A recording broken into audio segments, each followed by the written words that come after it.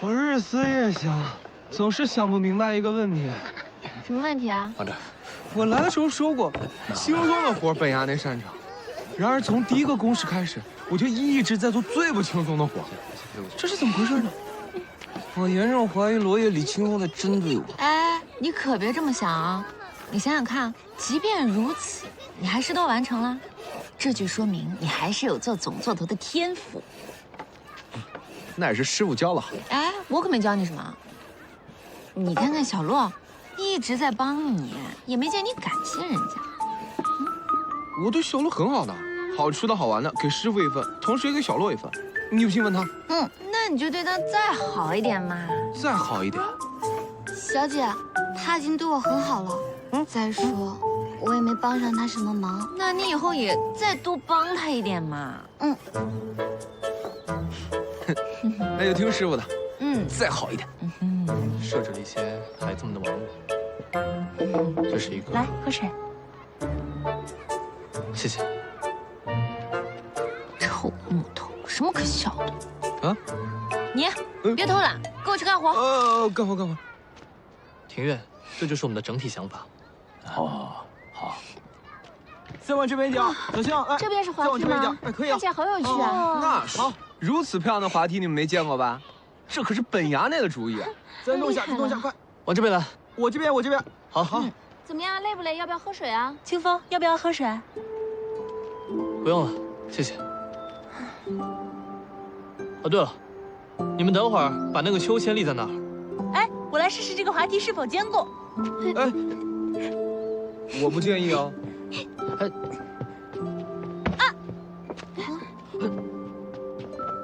你没事吧？没事。这个是给小孩造的，你坐上来不稳。谢谢啊。就是啊，这么大个头，凑什么热闹？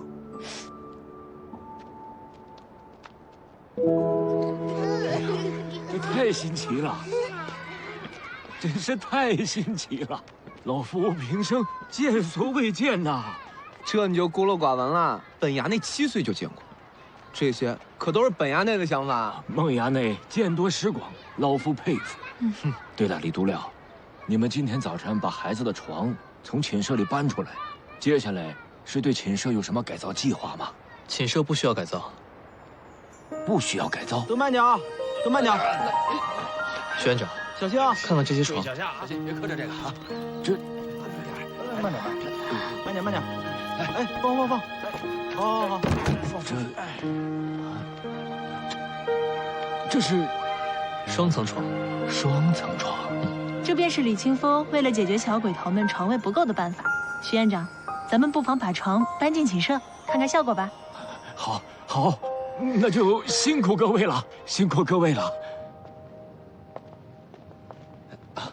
督廖，各位辛苦了。辛苦了。徐院长啊，你随便看看。好，看看。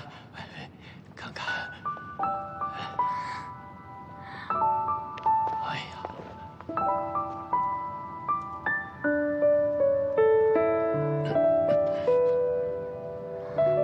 徐院长，你大可放心，这都是我亲自监督、盯着做出来的，绝对安全。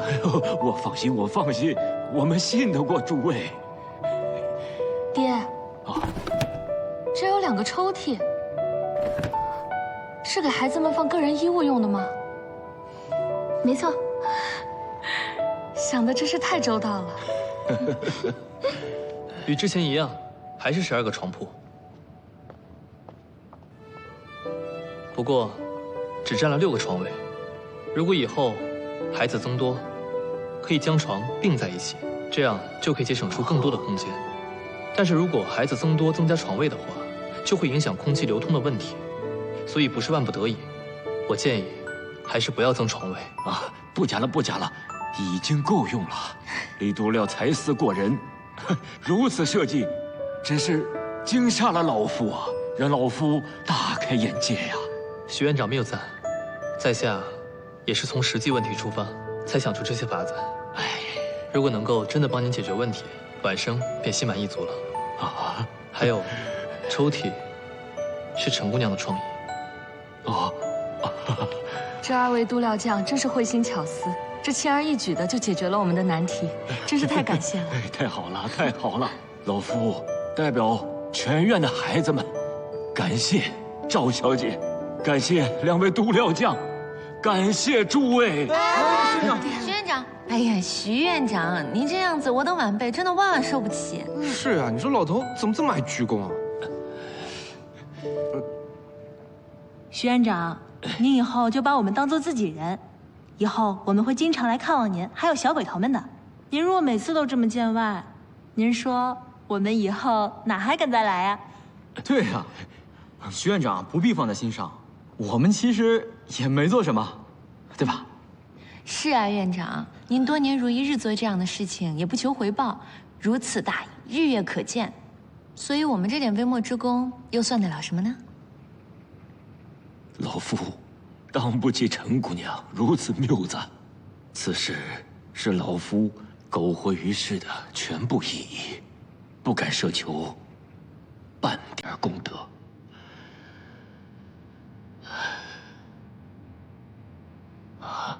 抱歉各位，老夫失态了。各位对我院的恩情，老夫必当铭记在心。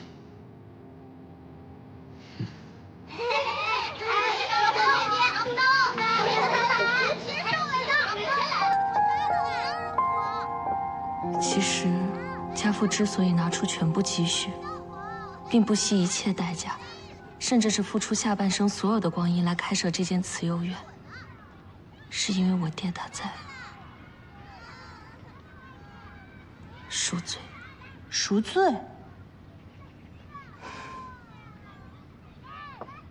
12年前，我爹和我娘带着我和妹妹从家乡洪州逃难到临安谋生。我爹一个人带着我们娘仨走了半个多月。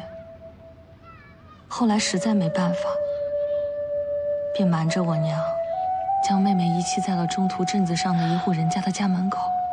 我娘思念成疾，来到临安不到半年，就病逝了。在那个颠沛流离的年代，我爹知道，一旦选择放弃，就意味着永别。倘若命运是这样，那是逃也逃不掉的。可是，我爹在我娘病逝以后，始终迈不过这道坎儿，颓废了好些年。直到前些年，朝廷开设了慈幼局，我爹好像找到了活下去的方向一样，紧接着就开设了这家慈幼院。 义务收养弃婴，并进行抚养。我爹说，这是他的赎罪之路。可是我知道，这是他的治愈之路，因为这些年，我看到了他跟孩子们相处下来的变化。我知道，他正在从泥潭中走出来。所以，无论如何，我都会陪在他身边，一直走下去。真没想到你们父女俩背后竟有这样的故事。放心吧，七彩，我已经成立了慈善商会，以后我会定期援助你们这样的民间慈幼院，你们这间是重点对象，但凡有任何问题，随时可以找我，我一定会帮助你们。对啊，还有我们墨雨院，我们所有人都会来帮助你们。没错，把我们当成自己人就对了。虽然徐院长是在赎罪，但他做的事情就是功德。以后有我们陪你们一起走下去。还有我，无论何时，我都是慈幼院的教头，我定会好好保护孩子们。谢谢，谢谢大家，遇到你们真的是我们的幸运，谢谢。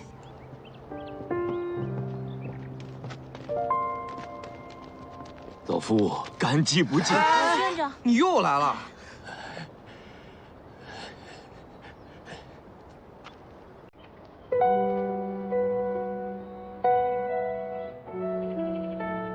我们还会来看你们的，你们好好保重。好，我们先走了。好，走吧。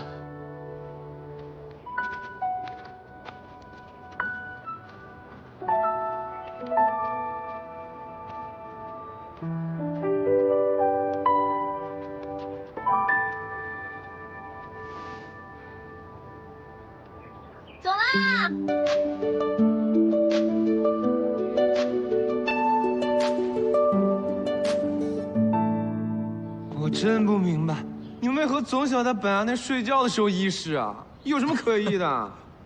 这慈幼院的公事啊，刚刚忙完，本来想让大伙儿多休息几日的，但是此刻沐雨院的名声它不允许啊。今天把大家召集起来啊，便是想宣布我们沐雨院下一个公事。这么快啊？什么公事啊？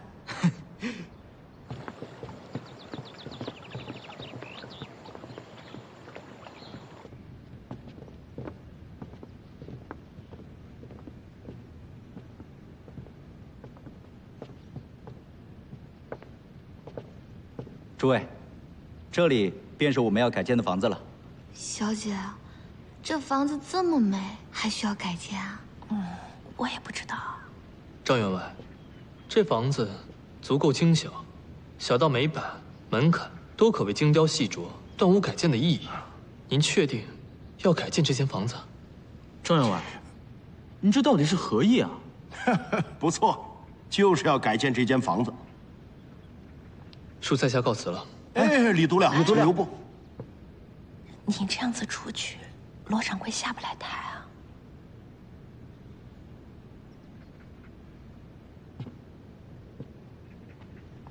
张员外，恕晚辈直言，第一，这个房子足够精巧，一定是上位督料匠的心血之作；第二，这个房子几乎崭新，一定是刚刚建完的。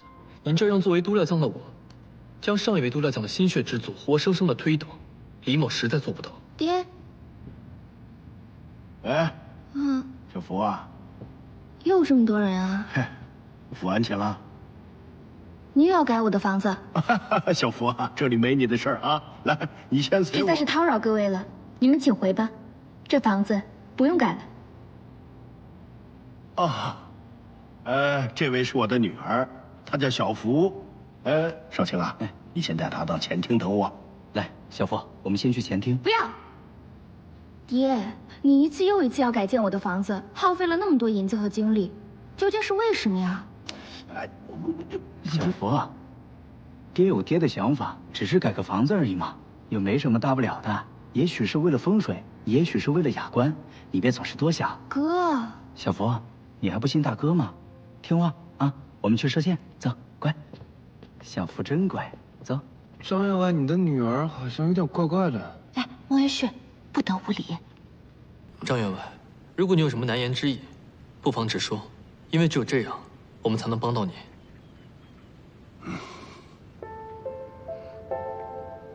我是不是活不久了？哎呀，你别瞎说，你活不了多久了。我能带你去打猎吗？那我问你，我身体并无不适，为什么爹总是一次又一次的找郎中过来给我诊断？哎呀，我的傻妹妹，爹上了年纪，总是要经常找郎中回来看看身体，顺便也给你把把脉。我也看了呀，郎中说了，说我们兄妹俩身体都很好，能活到99呢。癔症，这癔症我也只是听说过，可是从未见过。令千金这癔症到底有何表现？跟这房子有什么关系啊？小福他平日里其实没有任何异样，只是到了晚上的时候，他吵嚷着要住天下最美的房子，不住自己的房子。为了这，我请了一波又一波的工匠改建他的房子。可尽管如此，这小福始终是不满意。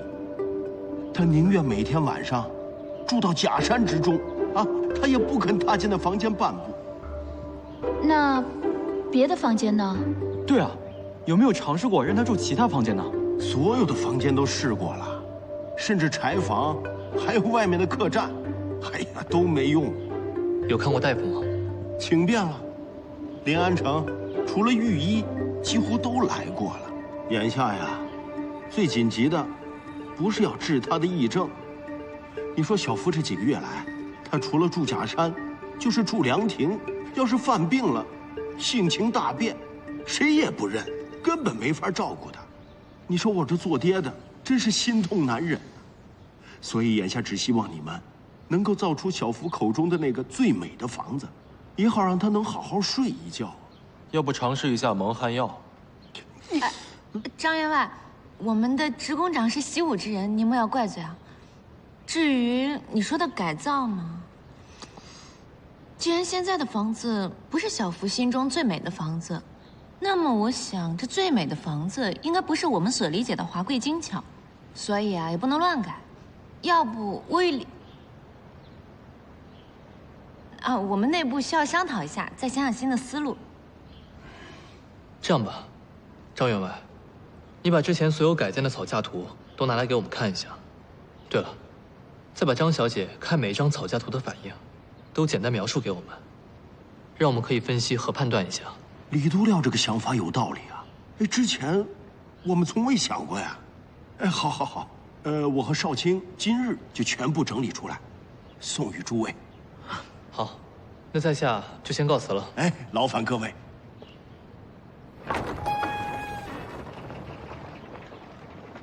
唉，天下之大，无奇不有。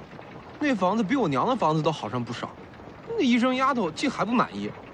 孟夫人的住所确实已经很好了。小洛，你见过孟夫人的住所？我没有。我只不过跟小洛提到过。不管怎么说啊，此事确实稀罕。我原以为啊是可以狠狠赚这老员外一大笔，谁知道是这么一块难啃的骨头。的确难，本衙内也想不出什么头绪。李青风，你打算从何入手？只能等张公子将过往的草架图送来之后，才能确定下一步该如何行事。此事也只能如此了。走吧，各自休息吧。走吧。陈督料，何事啊？一会儿张公子将草架图送过来之后，你便拿去沐浴阁给我，我们一起将草架图的用料、结构、特点提炼出来，再结合张小姐当时的反应，看看有没有什么新的发现。此事你一人能做，我一人能做，为何我们两个一起？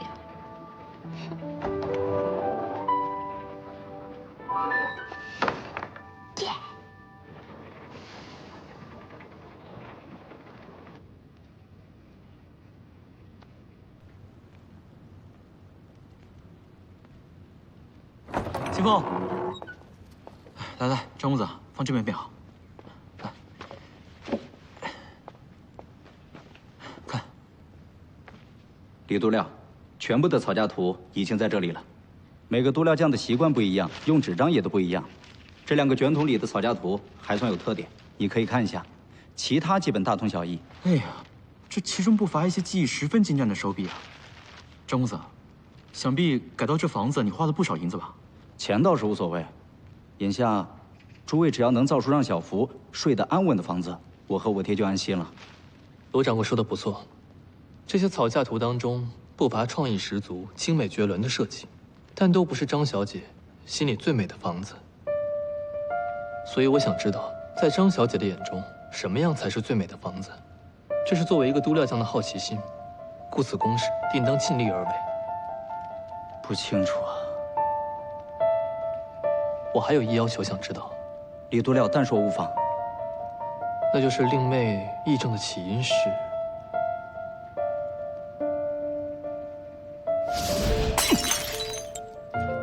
你若敢离开丈夫半步，以后你就永远不要回来。爹，您消消气，别动了肝火。小福，你也是的，你听爹的话，让他回去。难不成一直站在府外门口吗？爹，您就不能去见见他吗？我丈夫如今在临安，也算是声名显赫，有多少高官子弟排着队要娶你，有多少青年才俊要入赘我张府。他许谦，凭什么？许谦有他自己的生意。生意？在街角卖果子蜜饯，那也叫生意？我就是喜欢他。再说了，您不也是一贫如洗过来的吗？小福，你糊涂啊！就凭他许谦，他配得上你吗？他配得上我们张府吗？爹，我事事都依着你，您就不能依我一回吗？我依你还少吗？我让你学琴棋书画，你却跟着你哥整天去射箭打猎，你还有一点大家闺秀的样子吗？那我最后不是还听您的每日练琴了，不是吗？你听我是天经地义的，我是你爹，你是我女儿，在张府一天，你就必须要听我的。这么说，是张员外不同意你家小姐和这个叫许谦的人交往吗？不仅我爹不同意，我也不同意。谈婚论嫁讲究是门当户对，他许谦想陪我们张家，还不够格。门当户对，不知道这句门当户对，拆散了多少有缘人。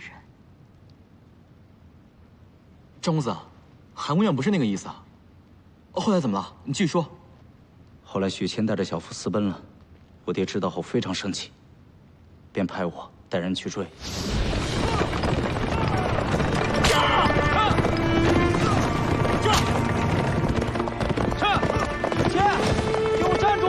小福，快让马车停下！我有话对你说。小福，不要停，快这！许谦，你把马车给我停下！你要带小福去哪？这！你是跑不出大萧的，小福是不会嫁给你的。快！这！下！这！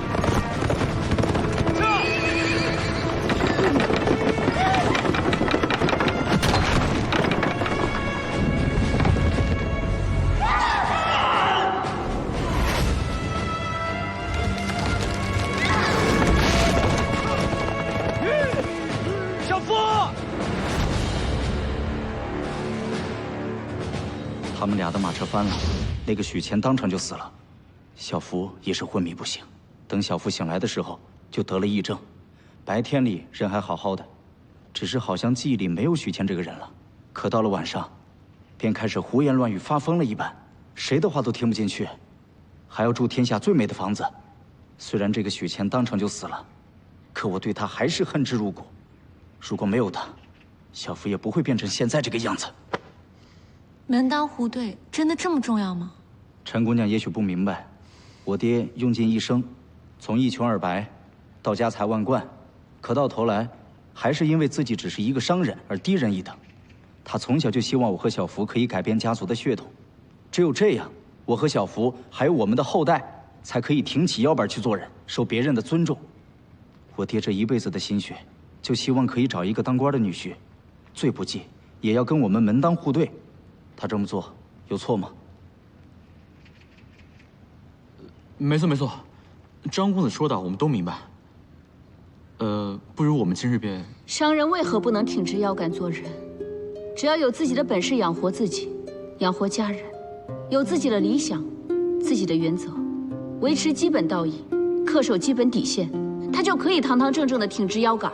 没错，商人也有达则兼善天下之义事。高官也有丧尽天良之住处，这低人一等的看似是身份，实际上就是一个人的本性。二位姑娘应该涉世不深，才会说出如此幼稚的话。你们根本不知道这个世界的现实有多残酷。你是商人，即便你再成功，也不会有人真的看得起你。即便是在朋友之中，你也是最卑微的那一个。我爹只是想改变家族血统，他没有错。饿着肚子的想吃饱饭，吃饱饭的想穿上锦衣华服，身穿锦衣华服的人想要有更多的银子，有了银子之后，便像令尊一般，想要改变血统，入仕为官，进了官场之后，想要百尺竿头，更进一步。这些本没有错，这是人的本性。但是欲壑难填，无穷无尽。在追逐欲望的道路上，如果伤害至亲至爱之人，便一定要停下来想一想：是欲望重要，还是至亲至爱之人更为重要？张公子，你也别误会，我等其实并不是想驳斥于你，我们只是想让你站在令妹的角度上，设身处地的想一想，这样或许能让我们更好的去了解令妹的内心，对她病情也有帮助。诸位说的也都在理，容我回去和家父多交流一下，毕竟眼下小妹的病最重要。那么李度亮，还有什么事吗？既然已经了解事情全部原委，在下定当试试，看看能否造出令妹心中最美的房子。如此甚好，多谢李度亮。张公子，我来送你。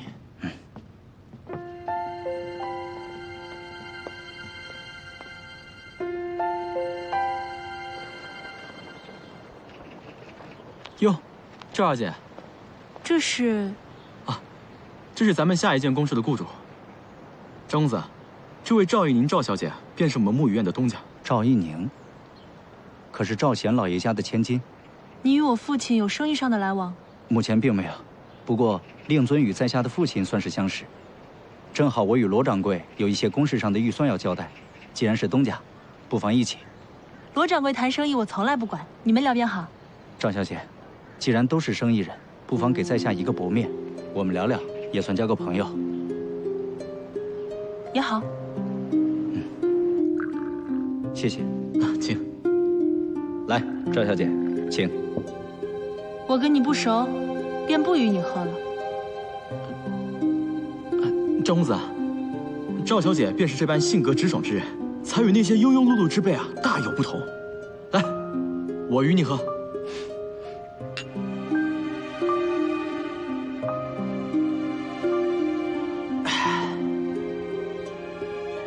赵公子，这份预算，您看过没有？我看过最后的尾数，没有问题。张公子果然是性情直爽之人呐，与赵小姐一般，人中龙凤啊！赵小姐，不知沐雨院来我府上做工的时候，你是否会一同前来？李清风去，我便去。这是何意啊？自然是我喜欢他。恕我直言，罗掌柜也不要见怪，这李都料跟赵家千金在一起，是否有点不太合适啊？不太门当户对吧？我赵一宁需要门当户对吗？你似乎有什么话想对我说吧？没有，没有。最好没有。来，喝酒，喝酒。张家小姐闺房的改造，我们就此接下了。老罗，韩姑娘，你们去查一下许谦生前的情况，看看能不能找到一些有用的线索，所以务必要仔细一些。好，此事就交给我们吧。衙内，说吧，这次总不会再让本衙内搬石头挖地了吧？你去找一位对议政有所了解的大夫，再去探一下张家小姐的病情。小洛，你跟着一起去，姑娘家仔细一点。记住，你们要多与大夫沟通交流，看能否得到一些有用的信息。好，倒是够轻松，只是没什么难度。张家员外说过，他寻遍临安所有名医，所以你要再找大夫，一定要找对议政有所了解、精于议政的，并不容易。怎么不容易啊？我直接去找公子。不如我们现在抓紧时间，立刻就走。韩姑娘，我们也走吧。金凤，我们走了。那我呢？你暂时没有安排，留在院里即可。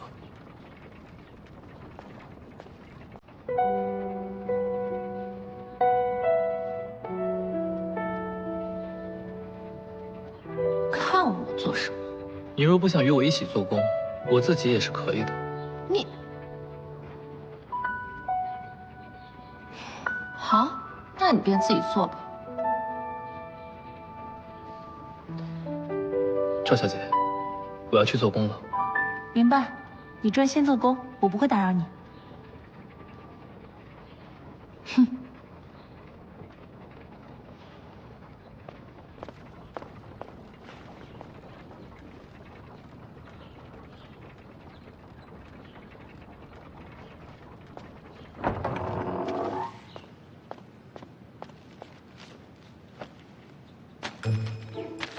你不是不愿意和我一起做工吗？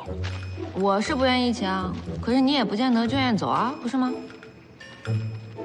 或者你也可以让赵小姐再给你搭建一处沐雨阁别院，她肯定没意见。我们之间的事，就不用扯上赵小姐了吧？哼，你是听不得我说她不好吧？我才不会，不好的人又不是她。那你听得我说何公子的不是吗？哼，我随便，你尽管说。词穷了，我还可以友情的帮你翻阅典籍，说吧。耽误公事，无趣。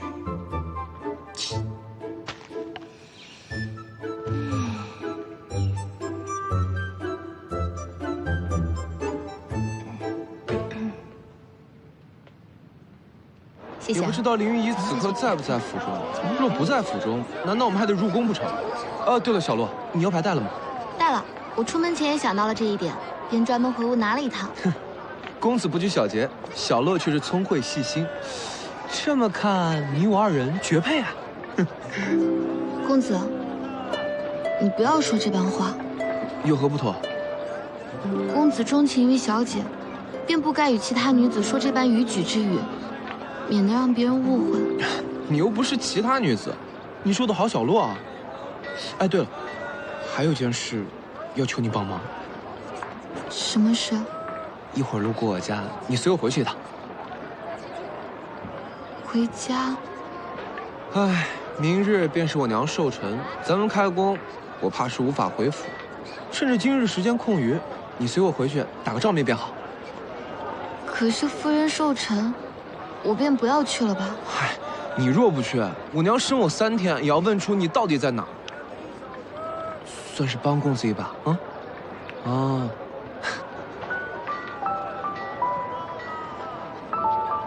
愣着干什么？走！走啦！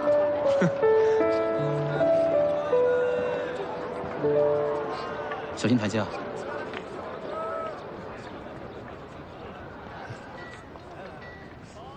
来，您拿好，3文钱，谢谢。欢迎下次光临。老板，哎，您说这蜜饯怎么卖的？蜜饯3文钱1斤啊。哟，比以前贵了。哎，客官，我这小铺子可从来没涨过价啊。不对啊，以前许老板在这儿的时候才2文啊。许老板？哦，你说他呀？那他是他，我是我，我这一直都卖3文。不过您2位要是买的多的话，我倒是可以给您算5文钱2斤。你这老板倒是个敞亮人。我打听了打听，怎么好久没见着许老板了？哎呦，这许老板啊，恐怕你永远也见不到喽。许老板这是离开临安城啊？何止是离开临安呢，他呀都离开人间，驾鹤西去啦。怎么会有这种事儿啊？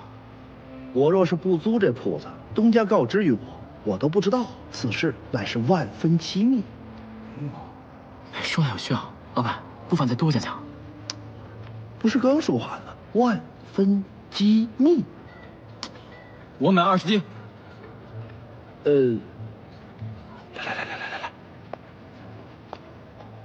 来，这许老板呐，和张员外的千金私奔，摔死了。啊？哟，客官，收收您的下，别再把我这地板给打坏了。不过呀，您这惊讶也正常。我当初听到这个消息的时候，我也不信。这许谦到底是何德何能啊？竟然能得到张家千金的青睐？你可说呢，我还纳闷呢。你说这事儿如果换作是我，他看上我了，我可不跟他去私奔。我就是在那张府门前跪上3年，我也要他跪到我炕头上来。不过话是这么说，人家张家哪是我这种人能高攀得起的呀？这不就是你非得爬那高树掉下来摔个腚，也怪自己活该了。哎，老板高见，这人生活得通透啊。那我再好奇问一问，这许谦还有些什么事儿？没了。没了啊！